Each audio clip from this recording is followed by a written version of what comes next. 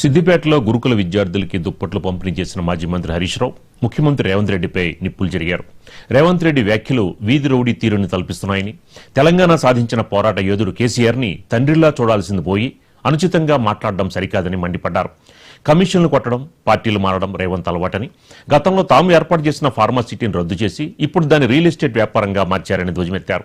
రేవంత్ రెడ్డిని చెట్టు కట్టేసి కొట్టినా తక్కువేనని ఘాటు వ్యాఖ్యలు చేస్తూ అసలు కేసీఆర్ లేకుంటే తెలంగాణే లేదని గుర్తు చేశారు. రేవంత్ తన చిల్లర మాటలు మానుకోవాలని, మళ్లీ గెలుస్తానని శపథాలు చేయడం హాస్యాస్పదమని హరీష్ రావు ఈ సందర్భంగా ఎద్దేవా చేశారు. మొన్న ఆయన వచ్చిండు 2 ఏళ్ల తర్వాత, ఏదో మంచి చెప్తాడేమో అనుభవంతో నేను అనుకున్నా. తోలు తీస్తా అని అన్నాడు. ఏ తోలు తీస్తావరా?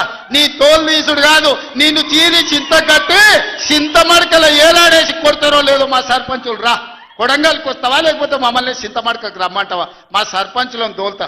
సోయి మాటలు, స్థాయి లేని విమర్శలు. దేవుడు శిక్ష ఇచ్చిండు.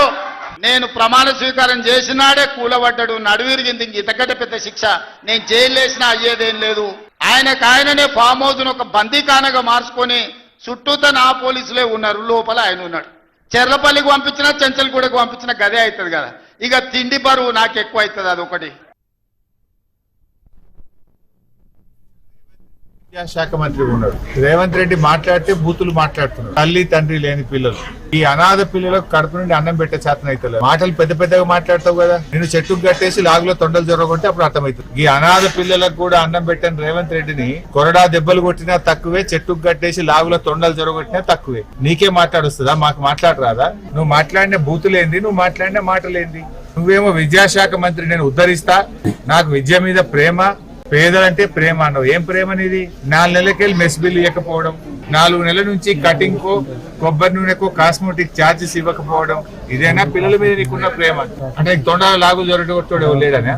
నీ లాగులో టైం వస్తుంది బిడ్డ. నువ్వేదో బిర్రలీగుతున్నావు, అహంకారంతో కళ్ళు నెత్తికెక్కి మాట్లాడుతున్నావు. మళ్ళీ గెలుస్తా, 2/3 గెలుస్తా అని పెద్ద శపథాలు చేస్తున్నా అని మాట్లాడుతున్నావు. వెనకడ కూడా గిట్లే శపథం చేసినావు. కొడంగల్లో